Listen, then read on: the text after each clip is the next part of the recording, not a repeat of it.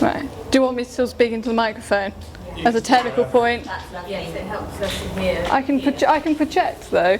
Okay, so this is my dissertation topic. It's got a very, very long name, but it's basically the benefits from having chaos and the historical justification that is there for it, and that it's a much more kind of better way of programming your life than order and self-regulation. So I'm going to start off with a sort of guess the quote. I'm going to read it out to you very dramatically. Today, institutions fundamental to the British system of government are under attack. The public schools, the House of Lords, the Church of England, the holy institution of marriage, even our magnificent police force are no longer safe from those who would undermine our society. And it's about time we said enough is enough and saw a return to the traditional British values of discipline, obedience, morality and freedom. Now, I don't know if anyone recognises that. I mean, it sounds like it could be in the Evening Standard today. Anne Widdecombe has recently been talking about marriage. Alan Sugar always talks about the House of Lords. Jacob Rees-Mogg, Theresa May, Boris Johnson. It could be any of those people. We're so used to having that rhetoric message. But it's actually from this guy who was a post-punk singer in the 70s, and this is just a complete parody of that message. You know, I mean, he's got the word obedience and freedom in the same thing. It's just a complete joke. However, the fact that it's so contemporary that it could fit into any kind of Daily Mail, Times, whatever newspaper, and the fact that it's kind of like not out of the ordinary. It's like, yeah, we kind of expect for all of these sort of people in charge to be like, oh no, we're constantly under attack. You know, we must return to that Victorian value of the sort of stiff upper lip and of order and being prim and proper.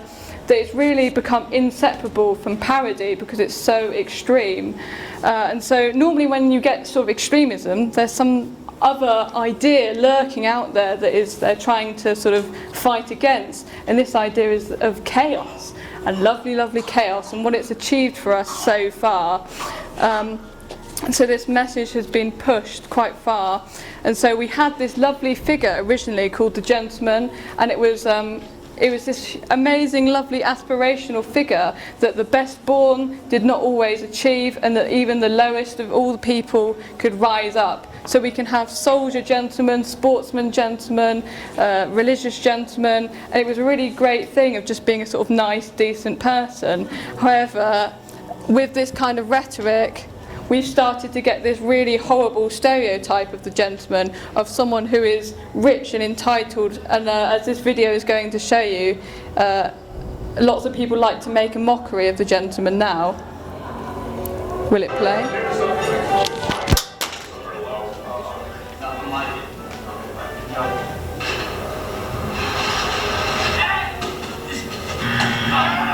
Now, a true gentleman always has good posture. Look to the left, look to the right.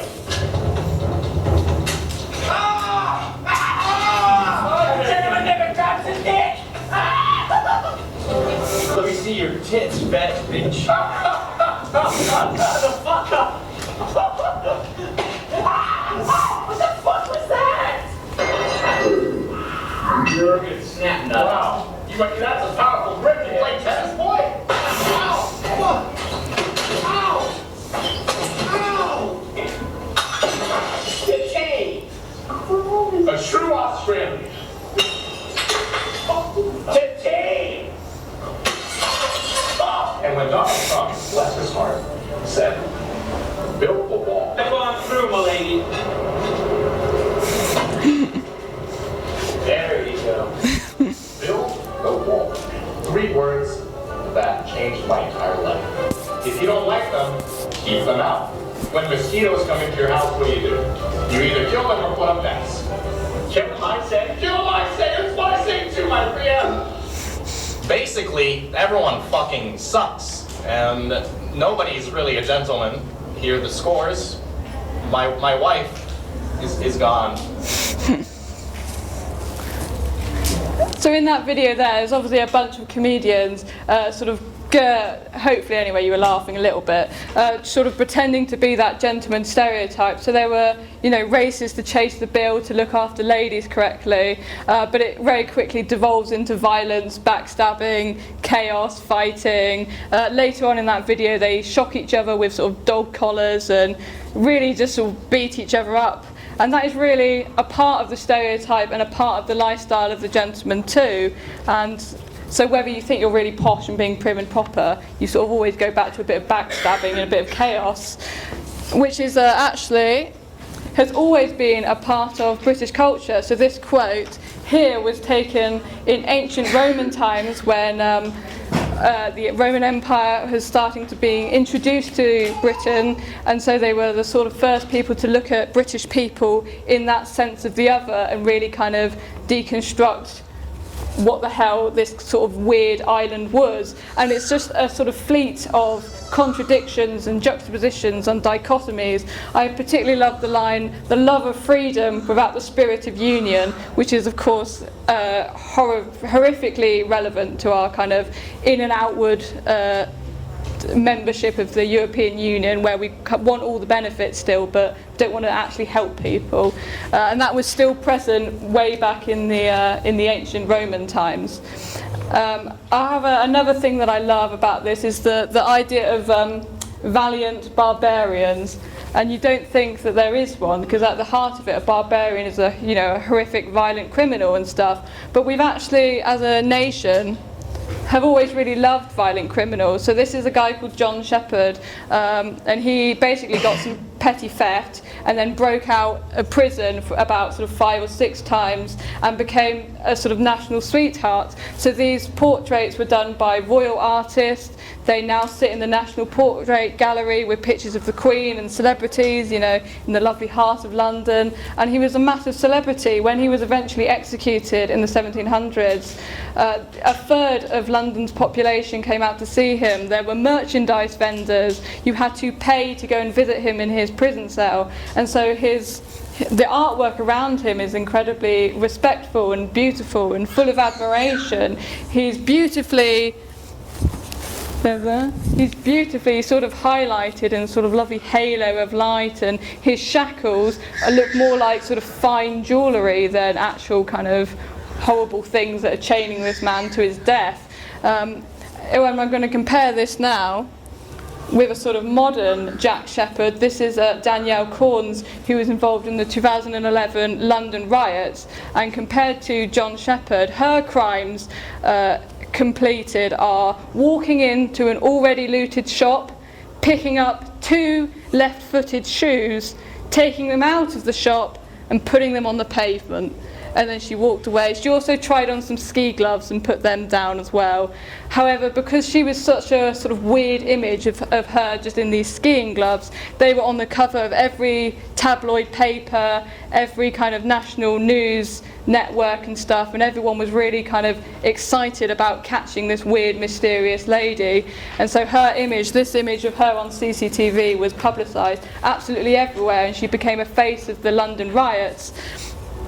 But of course by then, particularly with a sort of misunderstanding of the Victorian era, which was sort of an interruption in this sort of balance of order and chaos, where it suddenly went very, very ordered instead of this sort of lovely chaos of so John Shepherd was still sort of in the chaos period, as I like to call it, and then the Victorian time happened and there was a lot of sort of fascination with order, and to the point that has remained today. So lovely institutions were encouraged to sort of hold their place and hold still, and it was a great shame that these riots had happened, and that the right thing to do was to report these people, even if they were your children. I think the line, if any of them are your children, take them to the police station now. But at the same time, they've still got an 18-page spread of pictures, so they clearly know, and all the newspapers had a lot of sort of special picture editions of criminals, that there is some sort of fascination with the criminal, and we still kind of quite like looking at pictures of people doing naughty things, and just like John Shepherd's portraits are now in the National Portrait Gallery, these were in the newspapers for everyone to see and to sort of fascinate over how it had been rewritten into this sort of pseudo self-preserving act, and that, you know, we needed to look at these photos because we were going to tell the police if we knew them, and we were going to be good citizens, not because we wanted to do the riots or anything like that, even though of course the riots were entirely made up of ordinary people and were against newspapers, policemen, people in power, and were then only punished by people in power, newspapers, and by the police. So if we compare these two representations of the criminal gentleman, you know, they were both very beloved figures.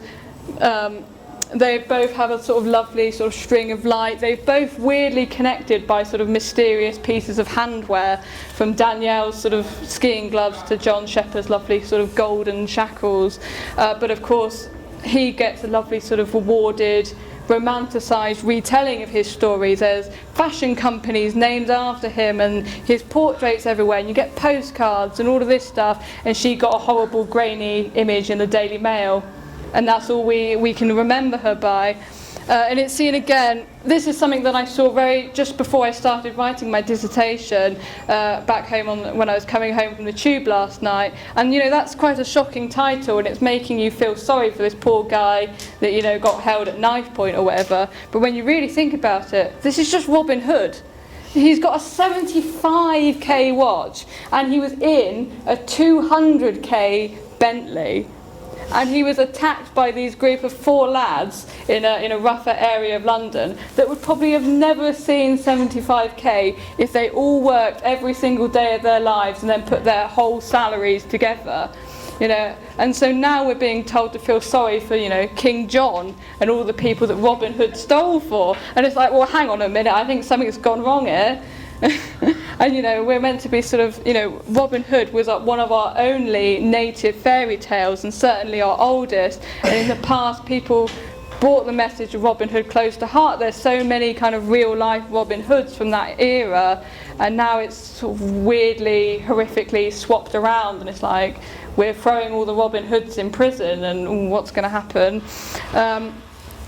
It's been quite depressing so far. It's all been about sort of stabbing and violence and chaos and stuff. But there's sort of a big successful note of this, because as Vlad was introducing in the description, we have so much sort of stuff and tat now. So there's a piece of King John inside all of us where we hoard lots of things, whether it's material possessions, money, land, religious values, political values and stuff. And there's always going to be someone that comes along and says, well, no, you're wrong, I don't believe this, or I'm going to take that, or I'm going to make this irrelevant and destroy this. I mean, we're in a building full of artwork that is hopefully doing that, and hopefully challenging views, or at least looking at them and starting to question them and analyse them. And so in order to, we don't want people to feel safe in that. Art's meant to disturb the comfortable, as the sort of famous saying goes, and that's all part of the sort of gentlemanly action. So we want people to feel a bit disturbed, and like they could lose those treasured things at the drop of a hat, because there's always going to be this disruptor. It's a constant remainer throughout history. That's why we have Danielle and Jack Shepherd 1,000,000 years apart, and they're still the same, part of the same crowd. They're not the result of a cut police force or penny dreadfuls. They're just always there. They're an innate part of our culture, and that's good. That's a good thing, because it means everything's going to get destroyed. Yay! And once everything's destroyed, new things can be grown, and new ideas and new positions and new ways of living. So everyone's upset with plastic straws being taken away, but now it means that we have metal straws and stuff like that. And this guy is upset that he's lost his watch, but you know, he's probably had a lot of outpouring of support, and he's got his name in the paper, and there was a little quote at the end that was like, oh, if you need any services, this is his website, and sort of stuff like that. So it's a beautiful thing. If you just constantly destroy everything, then you get quite a lot of good things out of it, and then you're looking all happy. You're the young people that's meant to destroy all the old people. So be prepared. I hope your artwork on display here is ready to destroy some old people. That's what I'm hoping. And then you've also got to remember that in 50 years' time that will be you, and there'll be some other young person that will come and annoy you, or metaphorically or physically pour milkshake over you, and you'll be the sort of out of touch, and that's all right. That's all part of it. That's all part of the lovely culture that we have made for ourselves with the gentleman and with art. So that's me. Have some fun. I hope you destroy some stuff now. Thank you very much.